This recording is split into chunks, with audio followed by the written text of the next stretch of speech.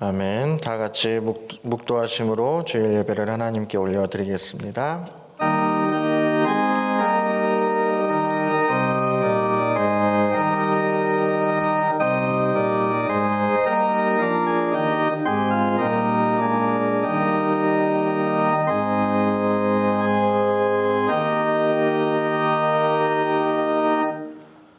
오직 여호와는 그 성전에 계시니 온 땅은 그 앞에서 잠잠할지니라 하시니라.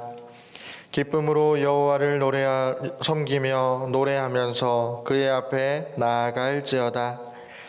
하나님은 영이시니 예배하는 자가 영과 진리로 예배할지니라. 아멘.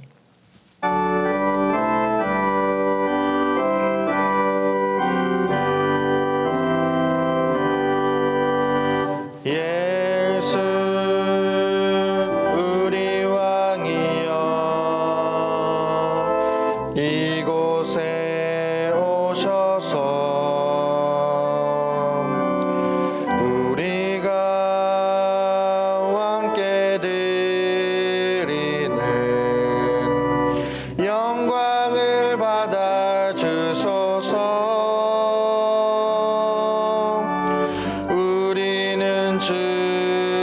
주님의 백성, 주님은 우리 왕이라.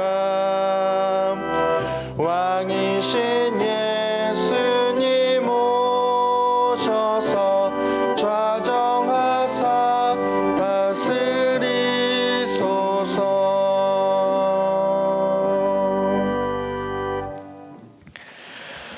허물의 사함을 받고 자신의 죄가 가려진 자는 복이 있도다.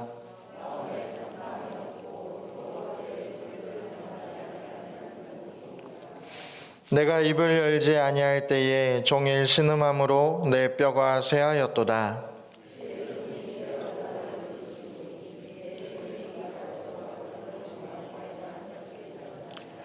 주께 내 죄를 아뢰고 내 죄악을 숨기지 아니하였더니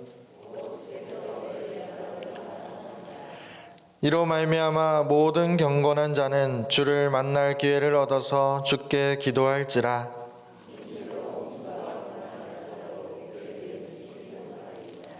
주는 나의 은신처이오니 환난에서 나를 보호하시고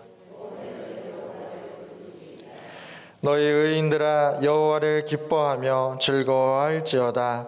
마음이 정직한 너희들아 다 즐거이 외칠지어다. 아멘. 나는 전능하신 아버지 하나님 천지의 창조주를 믿습니다. 나는 그의 유일하신 아들 우리 주 예수 그리스도를 믿습니다. 그는 성령으로 잉태되어 동정녀 마리아에게서 나시고 본디오 빌라도에게 고난을 받아 십자가에 못 박혀 죽으시고 장사된 지 사흘 만에 죽은 자 가운데서 다시 살아나셨으며 하늘에 오르시어 전능하신 아버지 하나님 우편에 앉아 계시다가 거기로부터 살아있는 자와 죽은 자를 심판하러 오십니다. 나는 성령을 믿으며 거룩한 공교회와 성도의 교제와 죄를 용서받는 것과 몸의 부활과 영생을 믿습니다. 아멘.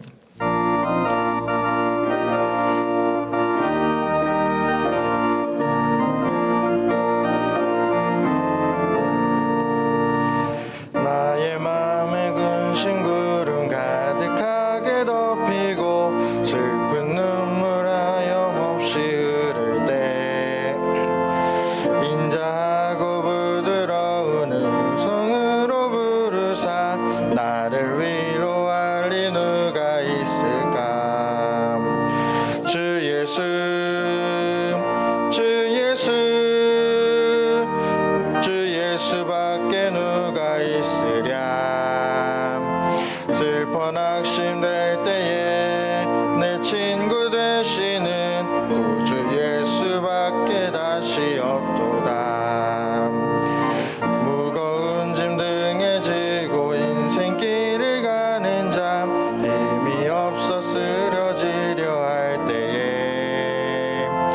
능력 있는 팔을 펴서 나의 손을 붙들어 나를 구해주리 누가 있을까. 주 예수 주 예수 주 예수밖에 누가 있으랴.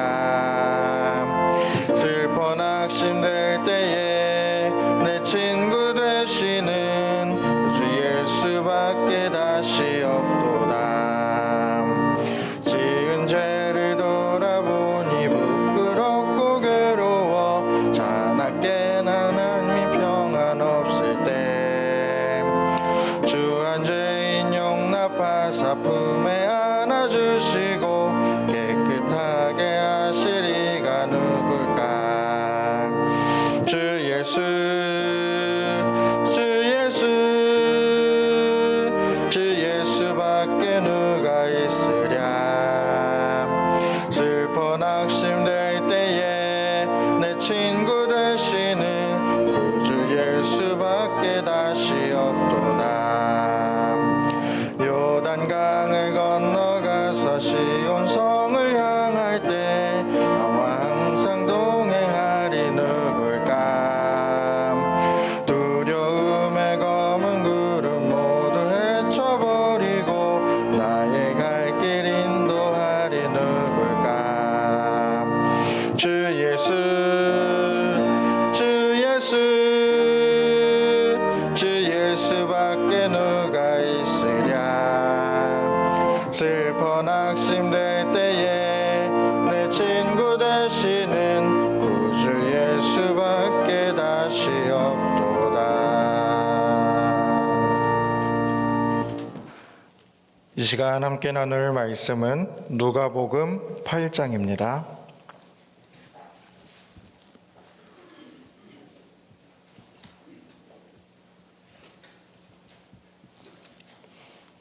누가복음 8장 22절에서 29절까지의 말씀입니다.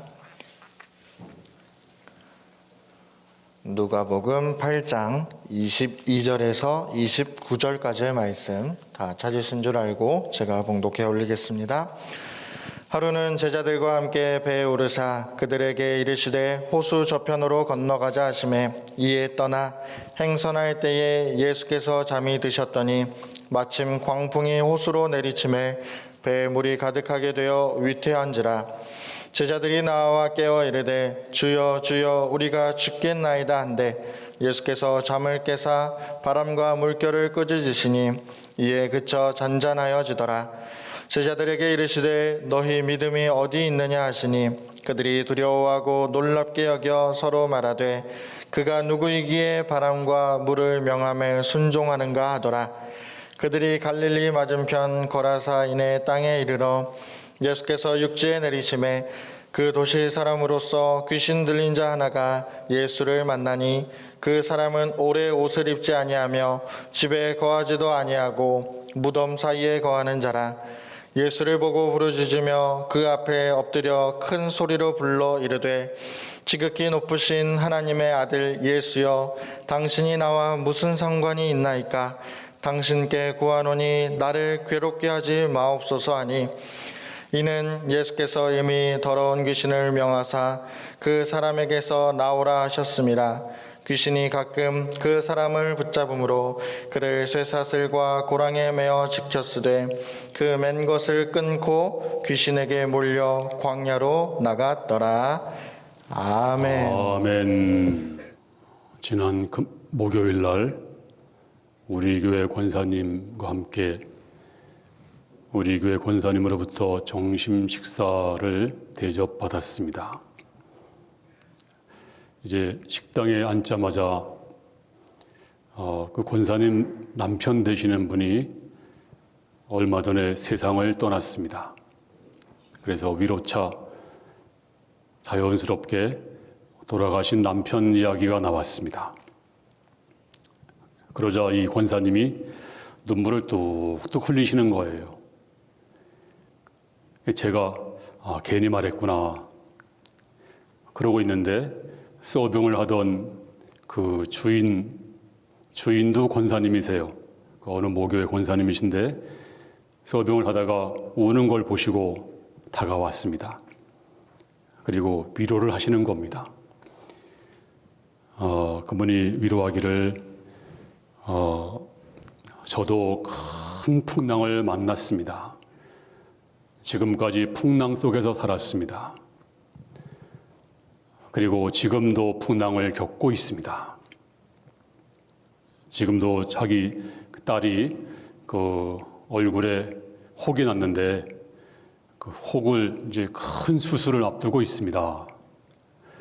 그래서 너무 고통스러워서 하나님, 제가 좀 없어졌으면 좋겠습니다. 하나님 저를 데려가 주세요. 그렇게 기도를 했대요.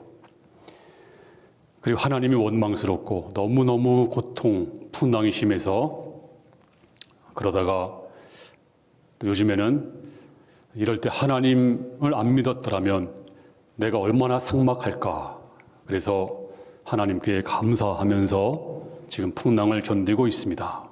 하면서 이분도 눈물을 뚝뚝 흘리시면서 완전히 부흥회가 되었어요. 두 분 권사님이 오시는데 그러면서 우리 권사님을 위로를 하고 있었습니다. 이 모습 보면서 저 정심을, 전 은혜를 충만히 받고 정심을 먹은 그런 좋은 시간을 가졌습니다. 우리가 인생을 살다 보면 풍랑을 만납니다. 그런데 그 풍랑들은 보편적으로 한 두 가지 풍랑으로 나눌 수가 있습니다. 그 첫 번째는 눈에 보이는 풍랑. 오늘 예수님이 본문에서 갈릴리 바다에서 풍랑을 만납니다. 이와 같이 저와 여러분이 이 땅을 살면서 풍랑을 만나죠. 어떤 사람은 가정적으로, 어떤 사람은 자녀 때문에, 어떤 사람은 물질적으로, 또 건강으로 풍랑을 만납니다. 이게 눈에 보이는 누구나 당하는 풍랑. 그런가 하면 눈에 안 보이는 마음의 풍랑이 있습니다. 사람마다 마음의 풍랑을 만납니다. 그런데 그 풍랑은 눈에 잘 보이지 않습니다. 영적으로 눌림 때문에 또는 정신이 연약해서 당하는 풍랑이 우리 가운데 있습니다. 그래서 오늘은 이 두 풍랑, 눈에 보이는 풍랑과 눈에 안 보이는 풍랑, 이 두 가지를 말씀을 드리겠습니다. 먼저 첫째로는 눈에 안 보이는 풍랑, 정신적 우리 마음의 풍랑이 무엇인가 하는 것을 먼저 말씀을 드리겠습니다. 바로 거라사 땅의 한 남자입니다. 이 남자에 대해서 성경은 구체적으로 말씀하지 않았습니다. 그런데 이런 추론은 가능합니다. 아마도 이 사람은 그 거라사 마을에서 부모님을 잘 모시고 또 아내를 사랑하고 자식을 잘 키우고 그리고 이웃과 더불어 사는 좋은 사람이었을 것입니다. 근데 어떤 날 이 사람이 어떤 예상치 못한 일로 인해서 큰 충격을 당합니다. 그런 일을 경험합니다. 아마도 그의 마음은 쓰리고 아팠을 것입니다. 그리고 본인 스스로 나는 실패자야. 그리고 무기력하고 부정적인 사람이 되었습니다. 그리고 말도 하기 싫고 아마도 여러 번 자살을 시도했을 것입니다. 성이 무너지면 원수들이 그 성을 점령을 합니다. 또 담이 무너지면 도둑들이 그 집을 들어가서 다 물건을 훔칩니다. 이와 같이 우리의 마음이 무너지면 오늘 이 사람이 마음이 무너지니까 2,000이 넘는 귀신이 그 마음을 점령을 했습니다. 귀신이 사람을 점령할 때 그냥 갑자기 점령하는 것이 아닙니다. 그 몇 가지 단계가 있습니다. 첫 번째는 오브섹션이라고 해서 붙어 다닙니다. 오브섹션. 이 뭐냐면 베드로가 그 경우인데요. 예수님이 내가 십자가를 지겠다. 그러니까 베드로가 무슨 말씀이세요? 안 됩니다. 제가 죽는 데까지 따라갈 것입니다. 호언장담하니까 예수님이 베드로 눈을 바라보시면서 뭐라고 말씀했어요? 사탄아 물러가라 그랬어요. 이 말은 베드로한테 한 말이 아닙니다. 바로 베드로에게 붙어 있는 사탄에게 한 말입니다. 우리 모두는 지금 귀신에게, 악령에게 노출되어 있습니다. 그런데 염려하지 마세요. 우리가 정신 차리면 붙어 다니는 그 악령, 귀신은 다 물러갑니다. 그런가 하면 이 단계를 방치하면 두 번째는 오프레션입니다. 억압하고 누르는 것입니다. 바로 이런 일을 당한 사람이 바로 사울 왕입니다. 사울 왕이 범죄하다 보니까 악령이 눌렀습니다. 그래서 견딜 수 없는 거예요. 그럴 때 다윗이 와서 하프를 켭니다. 바로 찬송을 부른 것입니다. 그러니까 악령이 스르르 그 몸을 풀고 물러갔습니다. 그런데 이 단계에서 귀신을 쫓아내야 됩니다. 우리가 기도하고 찬송하면 이 오퍼레이션, 악령은 다 물러가게 되어 있습니다. 걱정하지 마세요. 근데 이것을 또 방치하면요, 세 번째는 디프레이션, 우울해지고 슬퍼지고 더 나아가서 마음이 강팍해집니다. 바로 이것이 가룟 유다 경우입니다. 가룟 유다가 마음이 눌리고 우울해지고 마음이 강팍해서 예수님이 지적을 해도 이 가룟 유다가 정신을 못 차리고 그리고 귀신에게 놀아나게 됩니다. 자, 이때 회개해야 돼요. 이때 정신 차리면 삽니다. 그럼 물러갑니다. 근데 마지막으로 그냥 방치하면 그 다음에 마지막으로 포제션, 뭘까요? 완전히 사단이 내 마음에 들어와서 점령을 하고 주인이 됩니다. 그리고 완전히 광인, 세상 말로 미치게 됩니다. 그래서 붙어 다니는 단계, 이걸 방치하면 억압하는 단계, 이걸 방치하면 마음이 강팍해지고 우울해지는 단계, 마지막에는 점령하는 단계. 자, 이 거라사 한 사람이 이제 사단이 들어와서 그 마음을 완전히 점령했습니다. 그러자 그 사람 마음속에서 격렬한 풍랑이 불기 시작했습니다. 이제 그 귀신 악령이 점령하자마자 그 악령의 본성이 나타났습니다. 그 악령의 본성이 뭘까요? 오늘 본문 27절에 보면 시작, 예수께서 육지에 내리심에 그 도시 사람으로서 귀신 들린 자 하나가 예수를 만나니 그 사람은 오래 옷을 입지 아니하며 집에 거하지도 아니하고 무덤 사이에 거하는 자라. 이제 그 마음에 폭풍이 막 불기 시작하니까 옷을 집어 던졌어요. 옷을 안 입었습니다. 그리고 공동모지로 달려갔습니다. 그리고 마가복음 5장 4절 말씀에는 더 자세히 기록되어 있습니다. 자, 읽겠습니다. 시작. 이는 여러 번 고랑과 쇠사슬에 매었어도 쇠사슬을 끊고 고랑을 깨뜨렸음이로라. 그리하여 아무도 그를 제어할 힘이 없는지라. 고랑을, 쇠사슬을 깨뜨려 사람들이 겁나니까 쇠사슬로 묶었어요. 근데 괴력으로 끊어버리고, 그리고 5절에 보니까 밤낮 무덤 사이에서나 산에서나 늘 소리 지르며 돌로 자기의 몸을 해치고 있었더라. 그냥 뭐 괴성을 지르고 돌로 자기 몸을 해치고 마을 사람들을 공포에 떨게 하고 아무도 그의 마음의 풍랑을 잠재울 수 없었습니다. 사실 이 광인은 그 사람 문제만이 아닙니다. 우리가 모두가 겪는 풍랑입니다. 물론 정도 차이는 있습니다. 그런데 풍랑이 없는 사람이 누가 있겠습니까? 그래서 한 정신과 의사가 말하기를 이 시대를 살아가는 사람들 중에 정신병에서 자유로운 사람은 한 사람도 없다. 전부 좌우로 조금씩 다 지금 벗어나 있습니다. 우리가 느끼지 못할 따름입니다. 우리 모두는 다 풍랑에서 자유롭지 않습니다. 그래서 말 한마디만 들으면 밤새도록 풍랑이 우리 마음속에서 요동을 칩니다. 오늘 이 사람은 극단적이지만 우리 모두는 다 풍랑을 가지고 살고 있습니다. 자, 두 번째는 눈에 보이는 풍랑입니다.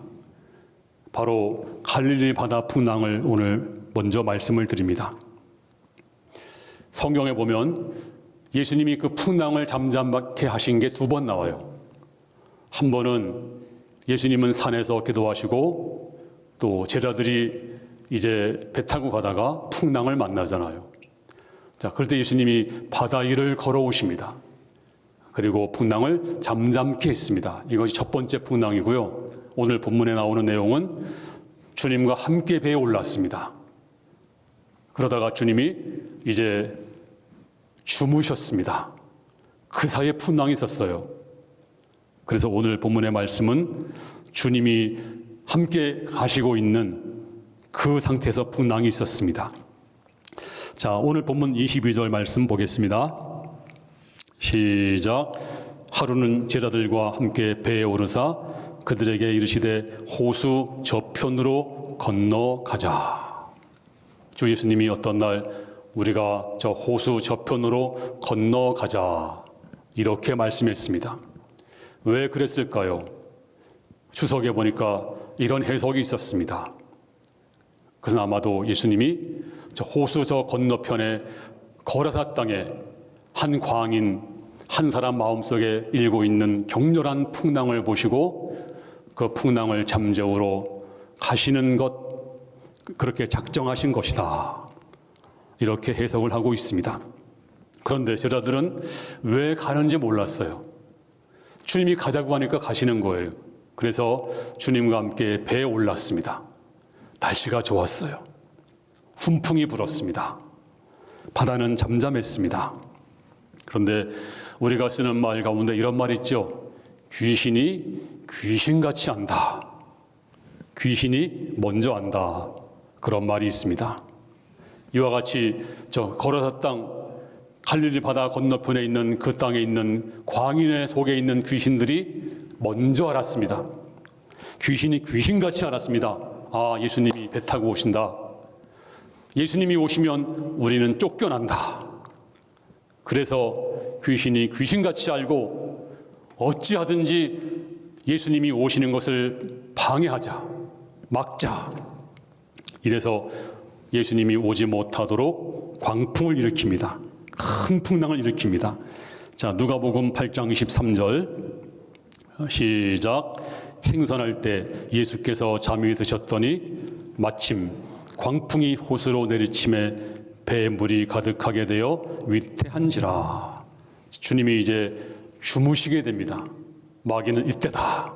그래서 갑자기 맑은 하늘에서 광풍이 불더니 바닷물이 산더미처럼 떴다가 쏟아지면서 배를 몰아칩니다.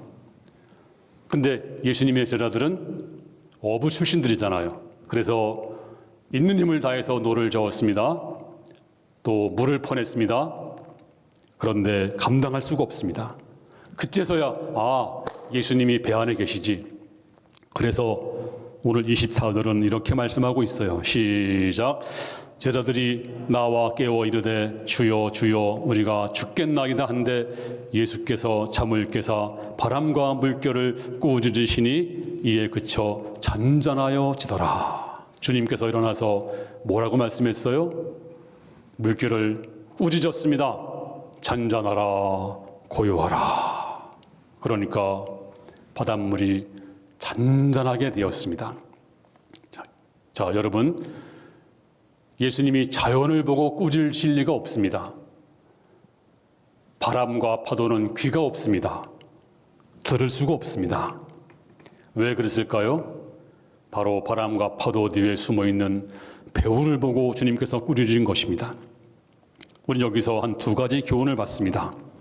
첫 번째는 예수님을 모시고 있어도 풍랑이 옵니다. 우리가 주님을 모시고 있으면 배가 뒤집어지진 않아요. 근데 풍랑을 만납니다.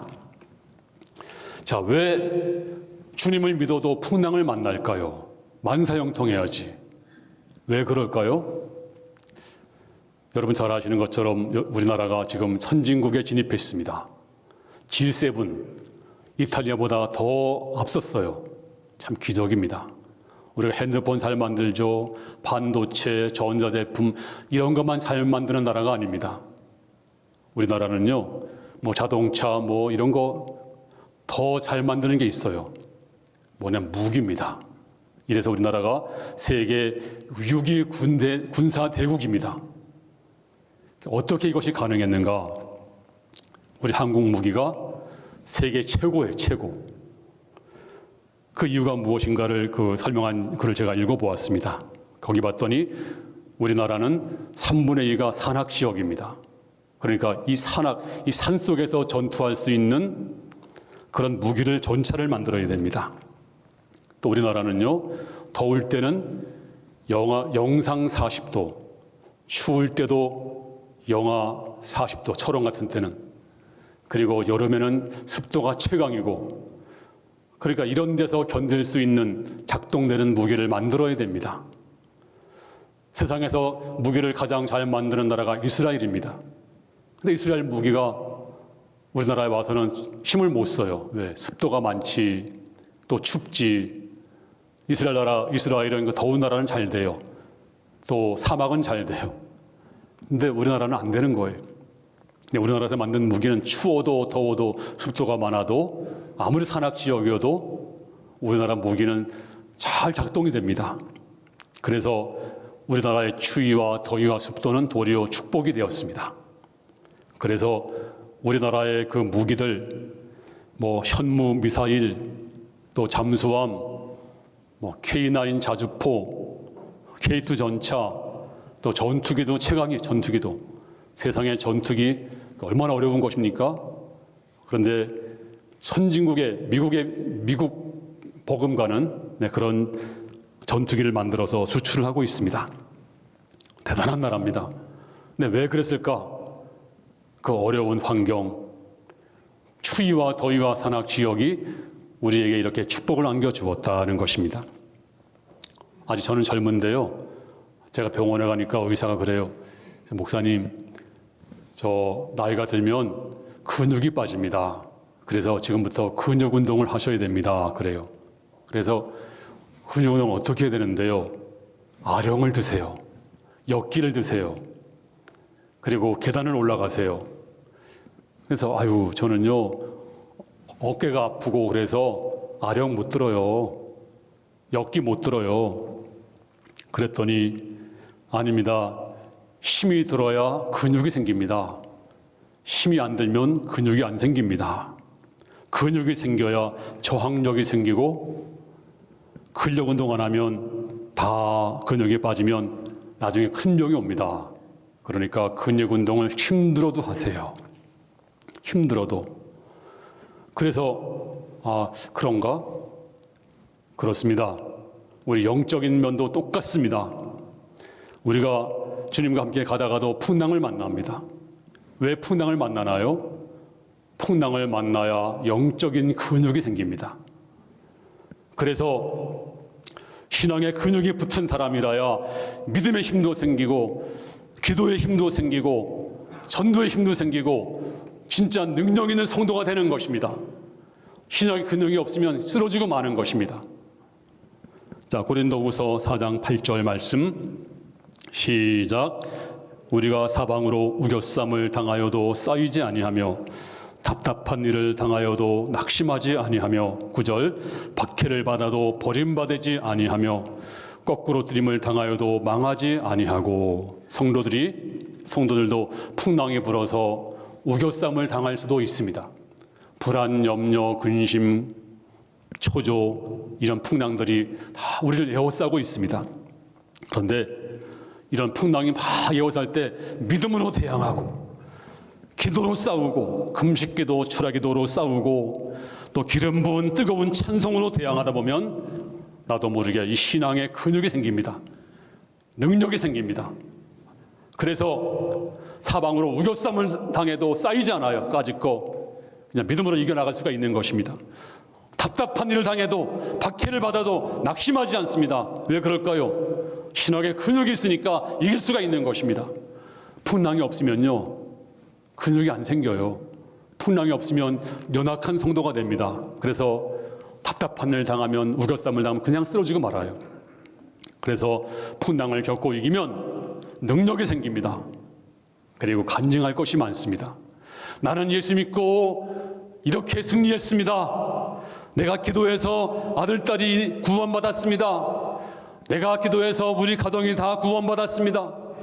그리고 질병도 이겼습니다. 그리고 능력으로 이 어렵던 문제도 이겼습니다. 그렇습니다. 풍랑이 와야 우리 신앙은 학문이 아닙니다. 살아있는 신앙은 풍랑이 와야 우리가 근육이 생기고 이길 수가 있는 것입니다. 그러므로 왜 풍랑이 올까요? 주님을 모시고 있는데도, 예수 믿었는데도, 내가 11조를 잘하는데도, 예배를 잘 드리는데도 왜 풍랑이 올까요? 그 풍랑은 나를 강하게 하는 것입니다. 도리어 복이 되는 것입니다. 두 번째는 우리가 풍랑이 올 때 주무시는 예수님을 깨워야 됩니다. 자, 24절 말씀 시작.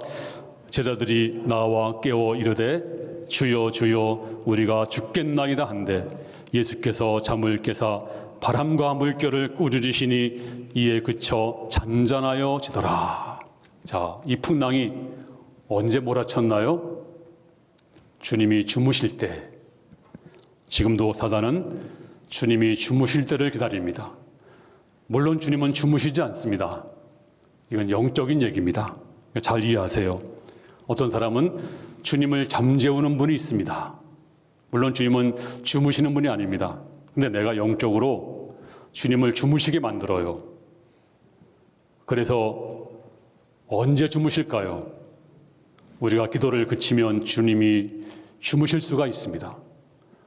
우리가 찬송을 그치고 예배를 그치면 주님이 주무십니다. 그리고 주님을 잠재우는 것입니다. 자, 목자가 깨어 있으면 늑대와 이리가 감히 접근하지 못합니다. 오면 막대기로 후려치니까요. 근데 목자가 잠들면 사나운 짐승들이 그 기회를 절대 놓치지 않습니다. 목자가 잠들면 양은 사나운 이리와 늑대에게 찢김을 당합니다. 마찬가지로 우리 주님이 주무시면 악령이 그 틈을 절대로 그 틈을 놓치지 않습니다. 근데 많은 성도가 안타깝게도 예수님을 주무시게 하고 있습니다. 언제 주무시나요? 내 신앙이 나태하면, 그리고 기도를 그치면, 예배를 그치면 주님이 주무십니다. 언제 주님이 주무시나요?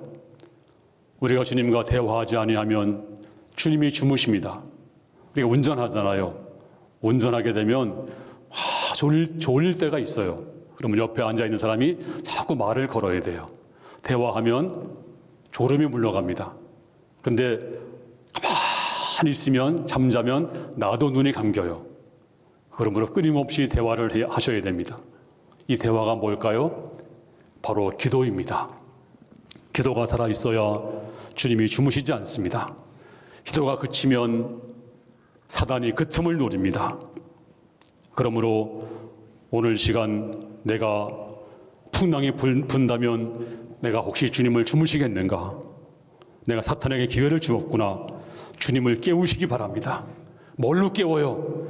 기도로 깨우시고, 찬송으로 깨우시고, 그리고 신앙의 열정으로 깨우시고, 깨우시면 목자가 역사하십니다. 목자가 막대기로 사단을 물리십니다. 목자가 일어나서 풍랑을 잠재우십니다. 오늘 풍랑이 있으니까 주님을 깨우세요. 이제 주님께서 배를 타시고 이제 그 건너편 땅 거라사 땅에 내리셨습니다.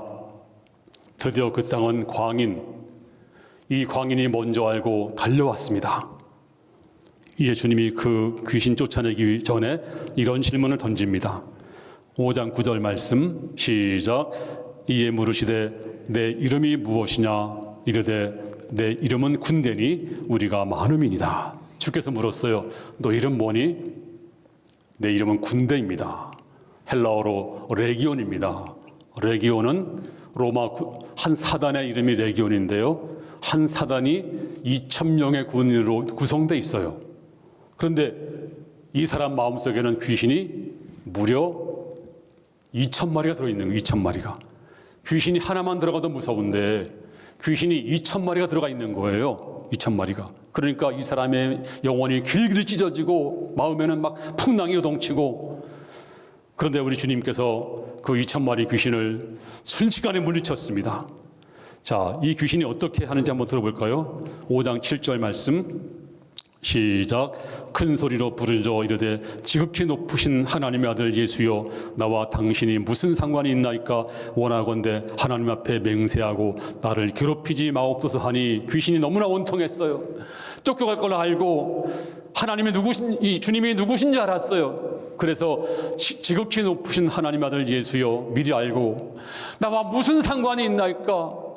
왜 우리를 괴롭게 하려고 왔습니까? 너무 원통해서 우리 좀 내버려 두세요. 냅둬. 하지만 예수님이 더러운 귀신아 그 사람에게서 나오라 하니까 벌벌 떨면서 나왔습니다. 그리고 이 사람은 달라졌습니다. 오늘 본문 35절에 사람들이 그 이루어진 일을 보러 나와서 예수께 이르러 귀신 나간 사람이 옷을 입고 정신이 온전하여 예수의 발치에 앉아 있는 것을 보고 두려워하거늘, 주님이 그 사람 마음속에서 역사하던 2,000마리 귀신을 쫓아냈어요. 오래간만에 옷을 입었습니다. 옷을 다 벗어 던진 사람이, 이건 영적으로 예수를 옷 입어야 됩니다. 로마서 13장 14절에 오직 주 예수 그리스도로 옷 입고, 그리고 앉았습니다. 이 사람은 앉아본 적이 없어요. 귀신이 역사하면 앉게 만들지 않아요. 근데 오래간만에 평온히 앉았습니다. 이제 쉼과 안식과 평화를 누립니다. 근데 대가가 필요했어요. 무슨 대가요? 오늘 33절에 시작. 귀신들이 그 사람에게서 나와 돼지에게로 들어가니 그때가 비탈로 내리다라 호수에 들어가 몰사하거늘. 돼지 2,000마리가 몰사를 했습니다. 아니 왜 그 죄 없는 돼지를 죽였을까? 주석에 보니까 이렇게 나와 있어요. 한 사람의 영혼의 가치는 2,000마리 돼지보다 훨씬 귀하다는 것을 보여주기 위해서다. 한 사람의 영혼은 돼지 2,000마리보다 훨씬 귀한 것입니다. 그래서 한 사람의 영혼을 구원하기 위해서 수천 마리 돼지 희생시킨 것입니다. 여러분, 한 사람의 영혼이 이렇게 귀한 것입니다. 이제 이 사람은 정신이 온전해서 오래간만에 평온히 앉아서 주의 말씀을 들었습니다. 그러면서 이렇게 말하고 있어요. 38절에 귀신 나간 사람이 함께 있기를 구하였으나 예수께서 그를 보내시며 이르시되, 39절 시작. 집으로 돌아가 하나님이 내게 어떻게 큰 일을 행하셨는지를 말하라 하시니 그가 가서 예수께서 자기에게 어떻게 큰 일을 행하셨는지를 온 성내에 전파하니라. 주님, 저를 데려가 주세요. 이제 주님이 제자가 되겠습니다. 주께서 말씀하시기를 너를 불쌍히 여긴 것, 그리고 너에게 큰일 향한 것을 너의 가족에게 그리고 네 주변에게 가서 말을 하라. 네가 평안을 얻었느냐, 안식을 얻었느냐, 구원을 얻었느냐, 이제 이것을 가서 말하라. 이 소식을 전하라. 바로 이것이 전도입니다. 우리가 전도에 대해서 오해가 있어요. 이런 오해입니다. 첫째는 지금 저는 전도할 때가 아닙니다. 좀 신앙이 좀 더 성숙한 다음에 전도하겠습니다. 이것은 옳은 질문이 아닙니다. 전도는요, 즉시 하는 것입니다. 오늘 이 귀신 들린 청년도 즉시 전도했습니다. 또 사마리아 여인도 예수 믿자마자 즉시 전도했습니다. 즉시. 신앙이 성숙해서 전도한 것이 아닙니다. 성숙한다고 전도가 잘 되는 게 아니에요. 전도는 즉시 하는 것입니다. 또 한 가지는 전도는 배워야 하죠. 훈련 받아야 하죠. 근데 임상을 해보니까요, 훈련 받으면 더 못해요. 참 이상하죠? 전도는요, 방법이 있는 것이 아닙니다. 전도는 성령이 내 입에 말씀을 주셔야 돼요. 하나님, 저 말할 줄 모릅니다. 하지만 주님이 내게 행하신 것을 말하면 되는 거예요. 내가 너에게 한 것을 말하라 그랬거든요. 전도는 어떤 방법이 있는 것이 아니고 그냥 하는 것입니다. 훈련받는다고 잘하는 것이 아니라 그냥 하는 것입니다. 또 어떤 분은 그럽니다. 내가 좀 더 모범이 되면, 빛과 소금이 되면, 근데 사단이 그걸 또 이용해요. 빛과 소금이 되면 전도될 것이다. 천만의 말씀이에요. 도리 사단이 역사하는 것입니다. 어떻게 역사하는지 아세요? 이런 단계가 되면 사단이 금목이 역사합니다. 야, 너 말이야. 너 예수님은 좋지. 근데 교회가 문제가 많어. 그래서 그 마음속에서 예수님은 좋은데 교회가 싫어. 그래서 교회가 문제가 많아. 나 교회는 안 가지만 예수님이 좋아. 교회가, 하나님은 좋아. 하나님은 믿어. 예수님은 믿는데 교회는 안 돼. 이렇게 사단이 역사합니다. 빛과 소금이 되라를 계속 주장하는 분들 보세요. 나중에는 저 손봉호 교수처럼 또 그쪽에 그 좌파들 하는 얘기를 보면 평신도는 몰라요. 그 속에 아주 굉장히 엄청난 함정이 숨어 있습니다. 잘해야 돼. 빛과 소금 역할을 해야 돼. 모범이 돼야 돼. 그럼 전도가 돼. 여러분, 기독교가 언제 부흥한지 아세요? 세상으로부터 칭찬받을 때는 교회가 타락을 했어요. 모들게 욕먹고 모들게 핍박받을 때, 그때가 기독교가 부흥할, 물론 죄 짓고 잘못해서 핍박받으면 안 되죠. 근데 세상은 교회를 한 번도 사랑한 적이 없습니다. 핍박을 안 한 적이 없습니다. 그들의 평가를 우리가 받을 필요가 없어요. 그러므로 우리는 모범이 되면 전도 잘 될 것이다? 그렇지 않습니다. 우리는 그냥 말하면 되는 것입니다. 우리가 저들에게 무슨 칭찬받을 필요가 뭐가 있어요? 그냥 말하세요. 즉시 하세요. 방법이 없습니다. 하나님이 내게 하신 것, 그렇게 하라. 이게 바로 전도입니다. 지난 주간에 한 사람이 전도를 했어요. 근데 이분이 이제 저한테 말씀하시기를, 목사님, 제가 목사님이 전도하라고 그래서 우연히 그냥 전화를 했대요. 그분이 이렇게 뭐 나올 거라는 상상을 하지 않고 그냥 했대요. 아니, 요즘 세상에 전화한다고 나오나요? 지금 나오던 분은 안 나오는 판인데, 근데 전화했더니 그분이 대뜸 나온다고 하더래요. 자기가 놀란 거예요. 그래 지난주에 나오셨어요. 보니까 벌써 지난주까지 6명이 나왔어요. 이거 기적이 아닙니까? 전도는 무슨 뭐 배우고 뭐 학습하고 뭐 모범이 돼서 나오고 그런 것이 아니라 즉시 하는 것입니다. 오늘 이 청년은 전도자가 되었습니다. 그리고 온전한 사람이 되었습니다. 여러분에게도 오늘 풍랑이 있을 수가 있습니다. 어떤 사람은 내 환경에 풍랑이 있습니다.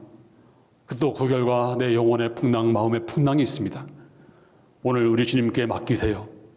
주님께서 여러분의 풍랑을 잠잠케 할 줄로 믿습니다. 그리고 그 간증으로 인해서 내가 이 풍랑을 잠잠케 되었습니다. 내가 이렇게 변했습니다. 간증하는 성도가 될 수 있기를 주님의 이름으로 축원합니다. 아버지 하나님, 그동안 풍랑 속에서 살았습니다. 너무나 많은 풍랑이 내 앞에 있었는데 내 마음의 풍랑도 이제 주님을 모심으로 이 풍랑이 잠잠하게 된 것을 믿습니다.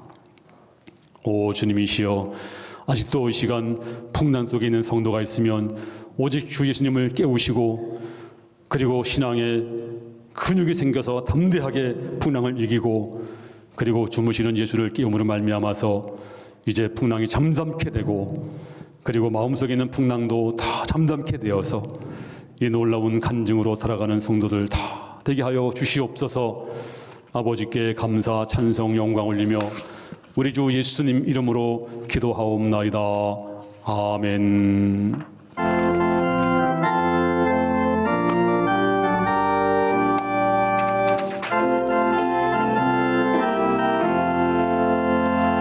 내가 예수 믿고 비로소 죄사함 받아 나의 모든 것 다 변했네.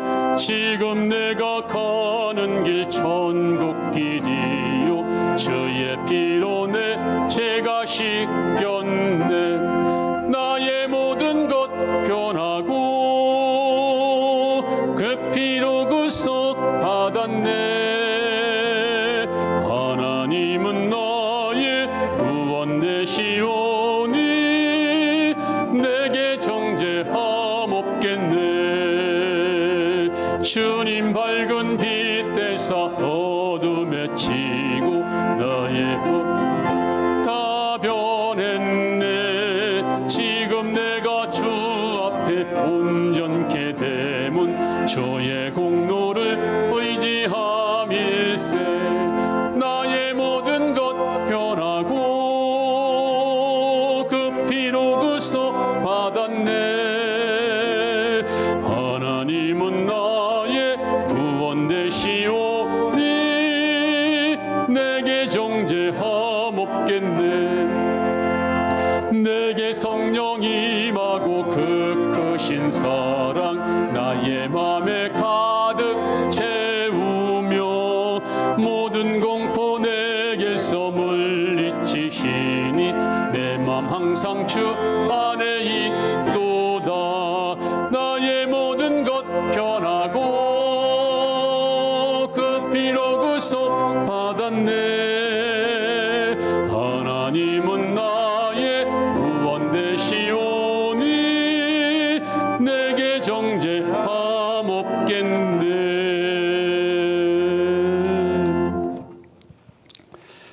교회 소식을 알려드립니다. 우리가 119 긴급 전도 안 될 줄 알았더니 정말 하나님이 역사하셔서 지금 은혜 가운데 천하보다 귀한 영혼들이 돌아오고 있습니다. 전도를 해보니까요, 가장 안 좋은 전도가 있어요. 물론 안 좋은 전도는 아니지만 효과가 없는 전도.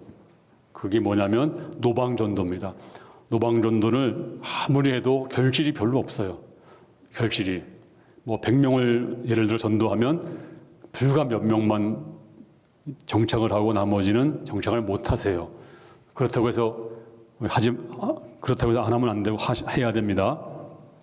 근데 또 두 번째로 좋은 전도가 있어요. 바로 관계 전도입니다. 관계 전도는 내가 아는 사람들, 친구, 가족, 뭐 선후배, 또 내 거래처 이런 분들이 내 관계, 이분들을 전도하면 정착률이 엄청 높아요. 거의 뭐 한 40% 이상 통계를 보면 그래요. 이 관계 전도가 참 좋습니다. 이번에 우리는 관계 전도를 열심히 할 것입니다. 근데 세 번째는요, 가장 좋은 전도가 있어요. 가장 효과가 높은 전도가 있는데 이것이 뭐냐면 코로나 때문에 안 나오시는 분을 전도하는 거예요. 코로나로 인해서 안 나오신 분들은 불신자로 보시면 돼요. 그분들을 조금 더 방치하면 이분들은 다시 돌아올 가능성이 제로입니다. 거의 안 나옵니다. 우리 교회도 그런 분이 약 100명 정도가 있습니다. 지금 통계를 보니까 한 100명 정도가 있어요. 이분들을 전도하는 게 가장 좋은 전도입니다. 탕자가 남의 집 사람이 아니잖아요. 탕자가 돌아오니까 예수님 아버지가 막 춤추고 난리가 났잖아요. 그러니까 가장 우리가 심려를 기울여야 할 전도는 이른 양 찾기입니다. 이른 양 전도. 그래서 한 목장에 한 2-3명은 있을 것 같아요. 통계를 보면. 목장에서 또 교구에서 반드시 이분들을 이번에 모시고 오세요. 이른 양 전도. 그래서 오시면 이름을 쓰면 안 되니까 이름 오신 분들이 나 등록돼 있는데 왜 이름을 썼지? 그럼 기분 나빠하니까 이른 양이라고 표기하고 가장 좋은 전도로 인정을 하겠습니다. 그래서 코로나로 인해서 안 나오신 분들을 전도하는 게 가장 첫 번째, 두 번째는 관계 전도, 세 번째는 노방 전도. 이렇게 해서 우리가 이 코로나 시대에 전도를 잘 할 수 있기를 바랍니다. 오늘도 영혼들이 많이 올 줄로 믿습니다.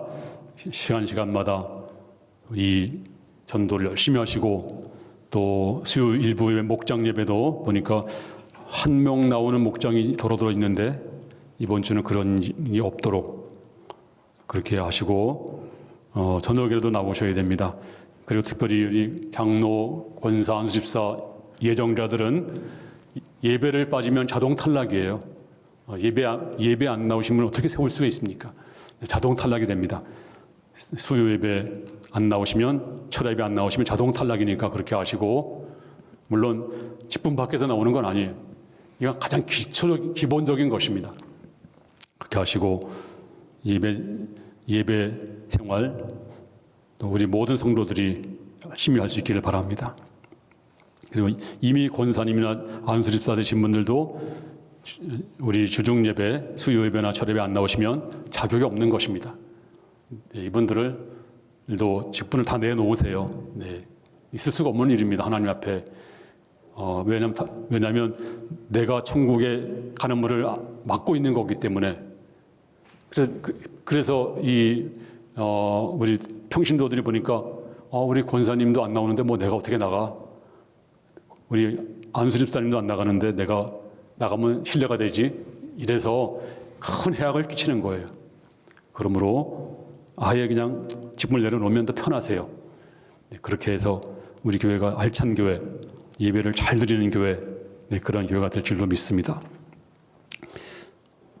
그리고 우리 코로나 종식을 위한 기도에도 열심히 나와서 기도해 주시기를 바라겠습니다. 한 명만 있는 목장이 많은데요. 이거 있을 수가 없는 일이죠. 네, 많이 나와서 기도해 주시기를 다시 한번 부탁을 드립니다. 이제 다 같이 기립하셔서 축복하겠습니다. 옆 사람을.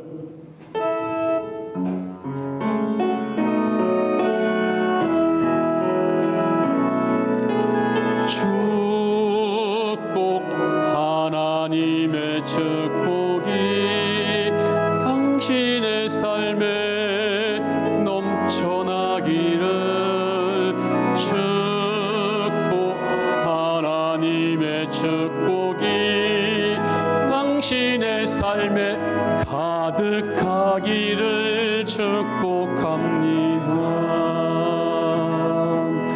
오늘도 예물 드린 귀한 손길들, 저들 가정마다, 산업마다, 직장마다 하늘의 기름 부음의 축복이 충만 임해서 이 어려운 때를 하나님의 능력으로 승리할 수 있도록 인도하여 주시옵소서. 주 예수님의 은혜와 아버지 하나님의 사랑과 성령님 감동 감화 충만 교통하심이 주의 백성들 머리 위에 충만 임할지어다.